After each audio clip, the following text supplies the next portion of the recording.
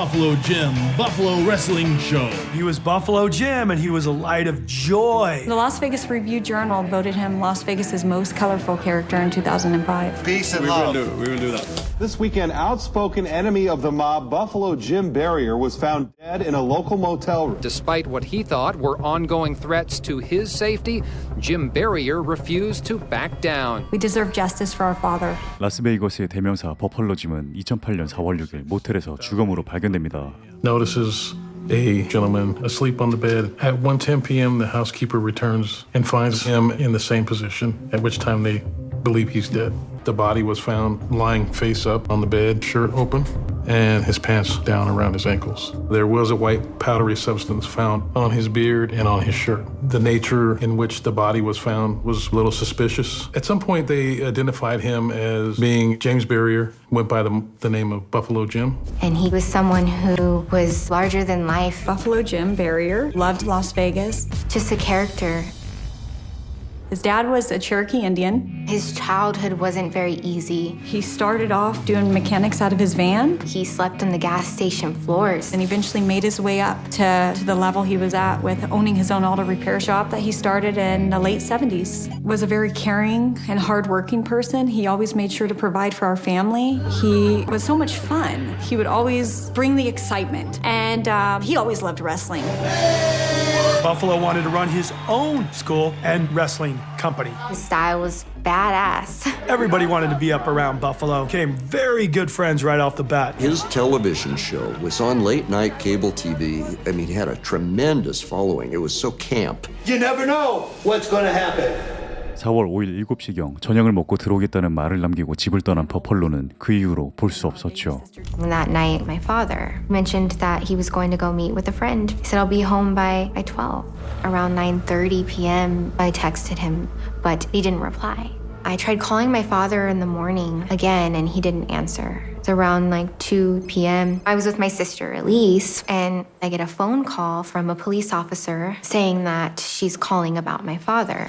Your father is dead, and we need you to come to Motel 6 on Boulder Highway to come and identify the body. Approached by a police officer from Metro, invited into the motel room to identify my father's body. He was in a body bag, and the bag was unzipped. They didn't give us any information and details of how he was found or what happened to my father. The police handed my sister Elise and I an envelope with his car keys, his wallet, his cell phone, and the receipt to the motel. I went ahead and I listened to his voicemails to find out who had left that message. In her message, she had said, "Hey, Buffalo, this is Lisa." And so I called the number and the woman picked up. And I said, "Are you Lisa?" I said, "Do you know Buffalo Jim?" And she goes, "I don't know Buffalo Jim." And she hung up. Why would she leave a voicemail voicing concern? It was weird because Buffalo hadn't called me, and then phone rings. It was his daughter. Dad's gone. To go from that presence in your life all the time, it was different when everything just shut down. Boom, right there. April 7th, 2008, I was assigned Mr. Barrier's autopsy. Mr. Barrier had significant heart disease, and his cause of death was a combination of the heart disease and the cocaine.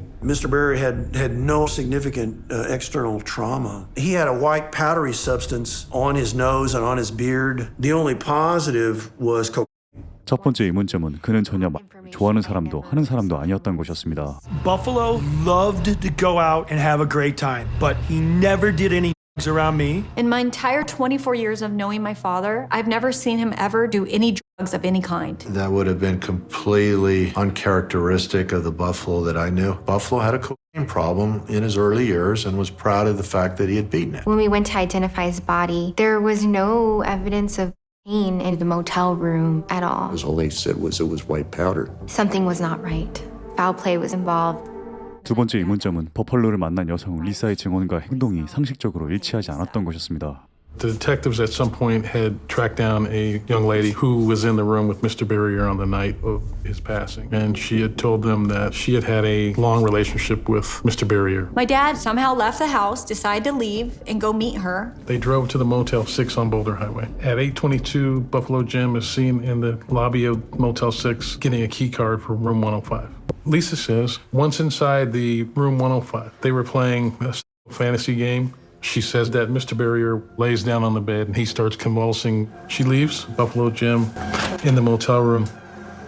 His room was accessed 7 minutes before he got there by a guest room key. There was a key swipe, meaning the room had been entered shortly prior to Buffalo going in. It was late in the evening. Could it have been a maid? Highly unlikely. Also on the key access report, it said it was a guest key. Someone was in the room waiting for him to check in. When my father was found dead on the Motel 6 bed, he had a $1 bill in his wallet folded. He never folded money in his wallet. I had heard that that's a very notorious mob hit sign. 평소 버펄로는 자신의 정비소와 깽단과 연루된 스트립 클럽의 구역 다툼으로 골머리를 앓고 있었죠.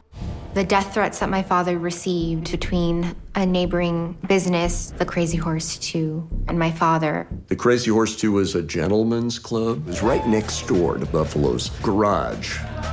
And it was ultimately the most successful club the city could ever have imagined. It was owned by a man named Rick Rizzolo. There was some rumors of mob involvement with the Crazy Horse. 클럽을 확장하려는 릭이 버펄로의 정비소를 쫓아내고 싶어 했고 버펄로는 생계 문제로 절대 자리를 내어줄 수 없었습니다. And I've got 4 children to feed, and I don't think so. And that's when the problems arose from that moment forward. 그 후 무차별적인 정비소의 기물 파손과 함께 버펄로를 끊임없이 괴롭히기 시작했죠. It was an ongoing battle. Auto mechanic Jim Barrier says the Topless Club has brought nothing but trouble to the neighborhood. Buffalo's got a tremendous amount of damage, and it was getting up there in the hundreds of thousands of dollars over time here. Intentional infliction of emotional distress on Buffalo. I did file a lawsuit on Buffalo's behalf for $1 million on this matter to try to get him some relief. 그런데 릭의 클럽은 이미 FBI의 표적이었던 것이었습니다. I was assigned to work the organized crime program with the FBI. Back in the 80s and 90s and 2000s, the mafia was involved in running these various strip clubs around town. Strip clubs make more money per square foot. For the most part, it's cash. Nobody paid taxes on any of this money. 돈 세탁 혐의를 수사하던 FBI에게 버펄로가 정보를 제공해 주었고 FBI는 그의 덕분에 릭이 범죄를 입증할 수 있었습니다. During that time frame, supplying the FBI information about what was going on. I would say approximately 2 years. It was very helpful. On February 20th, 2003, we executed the search warrant on the Crazy Horse 2, like 80 or 100 agents. After all these years, they're finally getting this guy. Sometime in about 2006, there was a plea deal reached where Rick Rizzolo would plead to income tax evasion. In early 2007, Rick Rizzolo was sentenced to 1 year and a day. My father felt relief that Rizzolo had gone to prison. Unfortunately, Rick Rizzolo only served 10 months for good behavior. Rick Rizzolo's house arrest only lasted a week, April 4th. 2008. Buffalo died on April 5th. You know, Rizzolo gets out of prison and Buffalo's dead next day. Another really strange coincidence. I was told that Lisa, the woman in the motel room, she was the stripper and she worked at the Crazy Horse 2 and had for many years. And Buffalo ends up dead that night with Lisa in the motel. 심지어 버펄로가 사망한 당일 그가 소유한 롤스로이스가 범죄 현장에서 감쪽같이 사라졌다 수사가 끝난 후 나타난 것이었습니다. And so we asked the police officer, where's the car? And the police officer said, well, we don't know where the car is. On April 6th of 2008, the day the body was found, police released room 105 back to Motel 6 management. At 5:30, Mr. Barrier's Rolls Royce is located in the parking lot of Motel 6 after officers previously could not find it. She's like, what do you mean the car's there? It wasn't there. Well, the car's there. Barrier's car was searched by Metro. That search did not turn up any suspicious evidence. 설상가상 버펄로의 휴대폰은 수사 목록에 포함되어 있지 않았고 처음 보는 핸드폰만이 수사 목록에 포함되어 있었죠. So whose phone is this? And why was it in his room? I talked to my father that Thursday before he passed away. And he goes, Rick Rizzolo just got out of prison. My father told me that if they were to get him, specifically the Crazy Horse 2 people, they would make it look like I died of a drug overdose with women. And also, my father received a letter the day he died. And it says, Mr. Barrier, meetings have been taking place at various locations around town by Rick Rizzolo. He's using people to get close to you. He discussed using a female to get access to your business. When Buffalo died, the lawsuit against Rick Rizzolo died with him. So many people tell me that as a get-out-of-jail gift, decided to get rid of Buffalo. That would have been the biggest favor anybody could have done for Rick Rizzolo. It's got a bad smell to it. 누가 봐도 릭 리촐리의 살인교사 정황이 뚜렷했지만 경찰은 수사를 축소하고 사건은 사고사로 종료되었습니다. I am left with more questions than answers.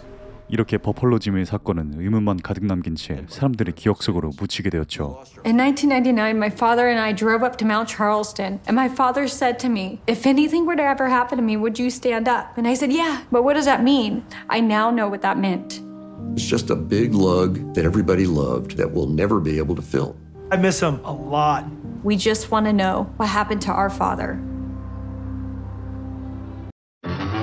안녕하세요, 덕봉입니다. 풀리지 않은 미스터리 시즌3의 4화 라스베이거스의 모텔 사망 사건이었습니다. 라스베이거스의 얼굴로도 알려진 버펄로 짐은 깽단과 연루된 클럽의 구역 다툼에 휘말려 의문사한 사건이었습니다. 단순히 보면 경찰과 깽단의 카르텔처럼 보이는데 이 세상엔 정말 억울한 사건 사고들이 많은 것 같습니다. 이런 권력과 이익에 의한 사건 사고들을 보며 정말 사소한 것에도 정직해야 할 필요성을 많이 느끼게 되는 것 같습니다. 실화로 구성된 다큐멘터리인 만큼 전해지는 울림이 더 큰 것 같네요. 정말 안타까운 사연입니다. 넷플릭스 오리지널 시리즈 풀리지 않은 미스터리 추천드리면서 오늘 영상 여기서 마치겠습니다. 재밌게 보셨다면 구독과 좋아요 부탁드립니다. 댓글도요. 제발 항상 건강하시길 바라겠습니다.